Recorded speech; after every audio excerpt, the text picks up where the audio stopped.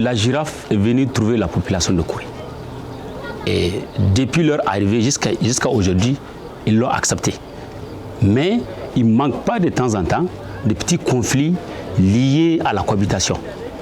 La girafe, vous savez, avec le changement climatique, la dégradation de son habitat, elle a changé un peu son régime alimentaire. Donc elle a commencé à goûter aux cultures vivrières et fruitières. Et ça ne va pas sans concurrence ou bien sans représailles. Parce que l'État, en cas de dégâts, ne dédommage pas.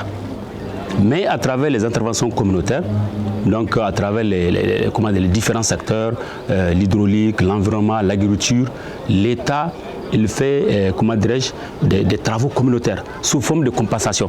Mais d'une manière individuelle, jusqu'ici, on n'a pas commencé à dédommager. Mais quand même, les réflexions sont en cours pour voir dans la mesure du possible comment on va penser vraiment à rendre durable cette cohabitation à travers un dédommagement futur. Donc aujourd'hui, la zone girafe dispose de 10 guides touristiques professionnels. Et la population des girafes est estimée à plus de 664 individus qui vivent en parfaite harmonie avec la population locale, sans aucun prédateur. Mais cette espèce, elle évolue dans une zone limitée, donc limitée hors d'une zone protégée. Donc ça veut dire qu'elle court des risques.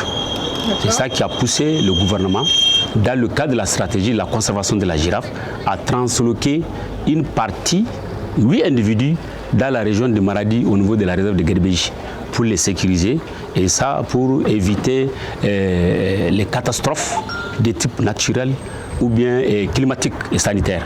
Les girafes transloquées, selon les échos, elles se portent très bien.